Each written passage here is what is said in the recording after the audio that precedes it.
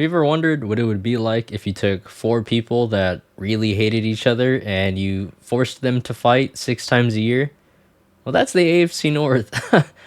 These guys do not like each other. These are some of the most legitimate and heated rivalries in maybe all of sports, definitely in the NFL. This might be my favorite division to watch just because it feels like every team's biggest weakness in this division is just the other teams in the division. It feels like any matchup between these teams can go either direction no matter what, no matter how good or bad a team is. So this will be a fun episode of team previews, but without further ado, let's get into the gulag of the NFL. So we're going to kick this one off talking about the home of the reigning MVP, the Baltimore Ravens, led by Lamar Jackson. In addition to Lamar Jackson, they have just added the big bruiser himself, Derrick Henry, who honestly doesn't always play like a bruiser. He's actually really fucking fast, which is scary. But he has been added to this Ravens team, a team that is known for a strong run game, being able to have Lamar Jackson as a dual threat. Now they have Derrick Henry, so, good luck to the other defenses in the league trying to stop that read option. Mark Andrews is still the top receiving threat on this team, in my opinion. Zay Flowers is going into his second year. He's arguably the best wide receiver Lamar Jackson has had in years. Odell Beckham left, so Rashad Bateman, it might finally be his time to show out. Problem with this offense is the O-line is no longer a big strength for them. I think they have more question marks there. However, it can still be a good O-line. It's just not incredible or like great for them anymore. So it'll be interesting to see how Lamar and Derrick Henry can navigate that. On defense, they have a lot of good defensive players. The bigger problem is that their defensive coordinator, Mike Macdonald, left. And Mike Macdonald, I think, coached up about as good of a game as he could have against Patrick Mahomes and the Chiefs in the playoffs. I'm curious to see how good this defense can do without Mike Macdonald, because they still have incredible players like Kyle Hamilton, Roquan Smith, Marlon Humphrey, and I could keep going on, but honestly, there's just too many worthy players to be named on this defense that I'm just going to leave it at. This is a really good defense. They are going to have a first-time play caller, Zach Orr, taking over. He was the linebackers coach for 2 years in Baltimore, now going to be defensive coordinator, so very curious to see how he does because he is filling some pretty big shoes. And honestly, because the defense was so good last year, like that's kind of like the swing factor to me. Can they keep up what they did last year? Because they shut down some pretty incredible offenses last year. Not completely shut down, but did much better compared to other defenses that were at the top. So clearly, this is a team contending for a Super Bowl. They can absolutely do it. They were a game away from making it. They were a few bad plays. We'll leave it at bad plays. This is 100% a Super Bowl team. And I also think if the play calling is a little bit better, because I had issues with play calling in both the Texans game and the Chiefs game. I just think they should have ran the ball more. I don't think there's any excuse for that, regardless of how they wanted Lamar Jackson to be perceived. Just run the ball. That was my issue with the play calling last year with Todd Monken. That was his first year as offensive coordinator for this team. So hopefully this year that can improve. At worst, this team should only be like a wild card team. Like, this is a good team. They should be really good. There's really no excuses. The takeaway for this team is that it takes a lot to make it to the Super Bowl. You have to be able to beat one of the best quarterbacks of all time, one of the best offensive minds of all time. You have to be able to beat great defenses. You have to get lucky. You have to not fumble. There's a lot of things that have to go right. So even if you have an MVP, even if your team's stacked, you definitely have to rely on a lot of things bouncing your way and, rolling your way. Speaking of it being hard to make a Super Bowl, the next team, Cincinnati Bengals, not to say that they have failed since their Super Bowl appearance a few years ago, but they have not made it back. This team obviously has playoff potential. They have a very fun, very stacked offense led by Joe Burrow Jamar Chase, T. Higgins is still there. They've added some new O linemen, so that's nice. Hopefully they can keep Joe Burrow up. I know Joe Burrow takes a lot of sacks. He has a bit of an unwillingness to throw the ball away. Hopefully, to stay healthy, he'll do that more because he has been injured almost every season of his career. Almost. Like, he's definitely been getting banged up in several different ways. He just underwent wrist surgery, so please. We would like Joe Burrow to stay healthy. The defense is still pretty good. They still have some key names. Mike Hilton. Trey Hendrickson, I know he requested a trade. I doubt they're going to trade him. They're still trying to contend. They're still trying to compete. I don't think it makes much sense for them to trade. I think he's their best edge rusher. I'm pretty sure he is. But this defense isn't bad. I know their defensive coordinator is pretty good. I remember his name, I'll be honest. But from what I know, and from what I've seen, I think he's been doing a good job. I really like what this team did in the draft. They drafted an offensive tackle, big project, Marius Mims. That guy is insane. They drafted a bunch of D linemen, which is nice. And they also drafted a wide receiver, which I think has some interesting implications. Tyler Boyd left in free agency, so to replace him, they drafted Jermaine Burton in the 3rd round. Jermaine Burton is one of the guys that fell because of character concerns. So his skill, I think, is high draft pick worthy. So for them to get Jermaine Burton in the 3rd is very interesting if the character concerns are not an actual problem. Maybe this is a sign for a T. Higgins replacement after his franchise tag is up. We don't know. We'll have to see. But for all the dynasty bros, keep your eye on Jermaine Burton. But for this year, him being the 3rd receiver on this team, the Tyler Boyd replacement, I do like it. Yeah, I think this is a good team. It's not like one of the best rosters, but they have shown that they can have some playoff success. And if Burrow can just stay healthy, we might be able to get an incredible season out of Jamar Chase. Might be able to see them make an incredible run in the playoffs again. Also, shout out to Zach Moss and Chase Brown. I think that'll be a fun backfield to watch.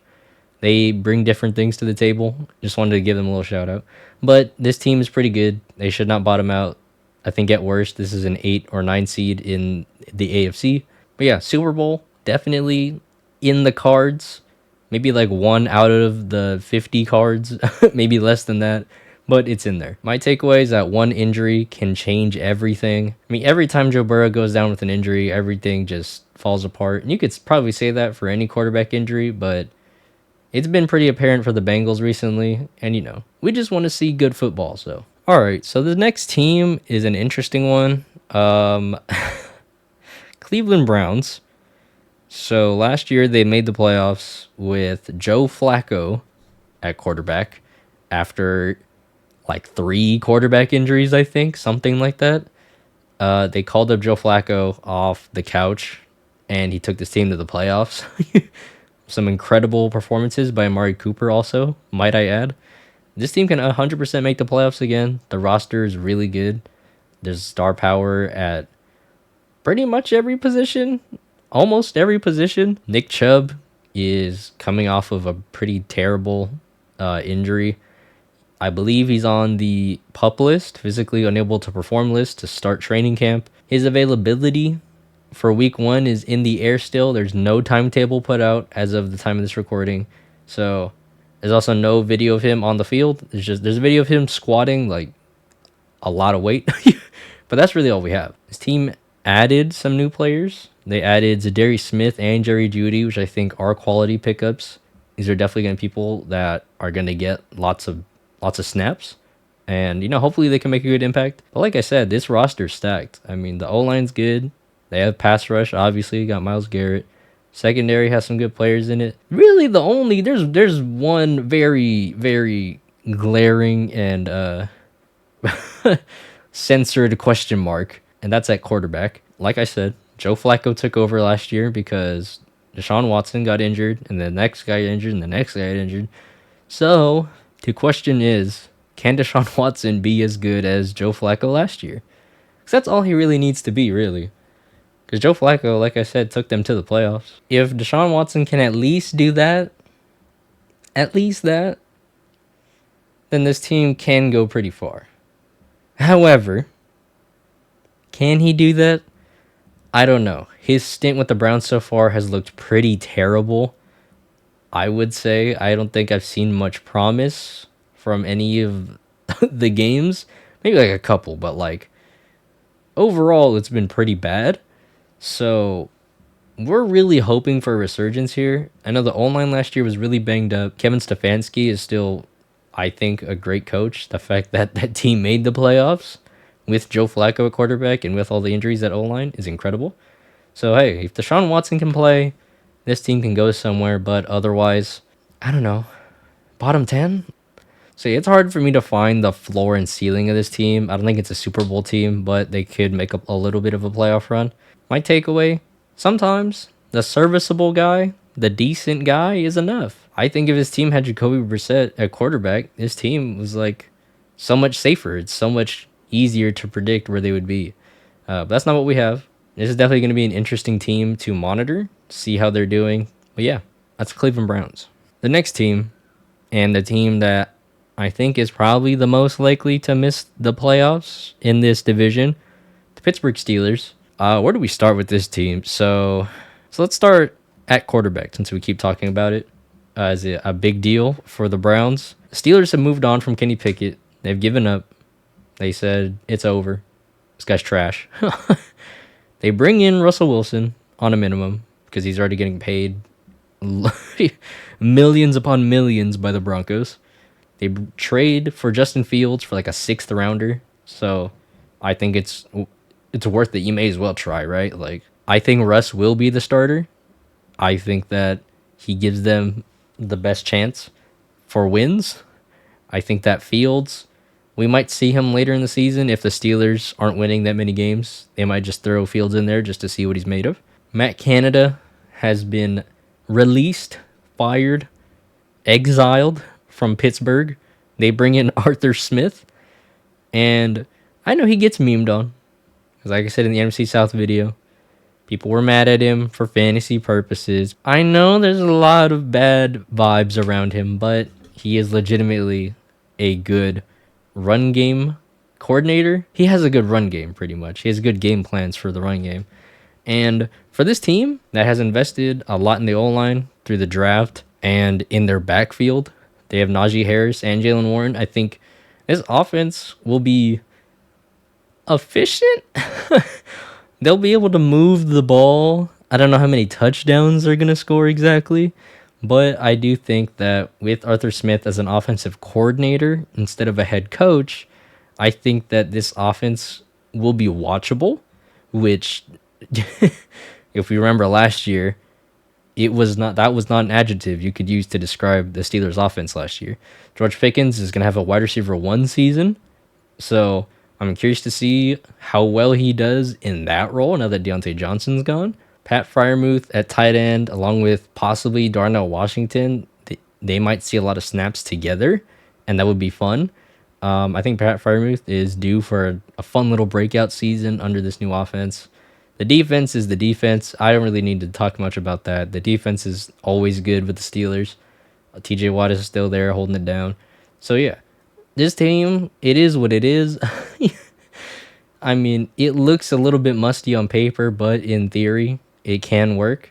So there's definitely a chance they make a wild card. I think it'll just depend on how well this offense can actually score, and if Russell Wilson and Arthur Smith can mesh. There's just, the reputation around these players and people is a little bit off, but it might harmonize because the game plans and the schemes might work well with the strengths, which I think they do. So I have faith in the Steelers to be a functional offense next year. And if they are, they can make the wild card. That's really as far as I think they could go, though, with the talent they have at their skill positions. Because outside of George Pickens, they don't really have many receivers. It's Roman Wilson, a 3rd-round rookie, I think. It's Van Jefferson. It's Calvin Austin, I think is his name. It's like we're kind of at the bottom of the barrel a little bit as far as modern NFL goes. So You know, the wild card is a fair ceiling in my eyes. I don't think this team's gonna bottom out.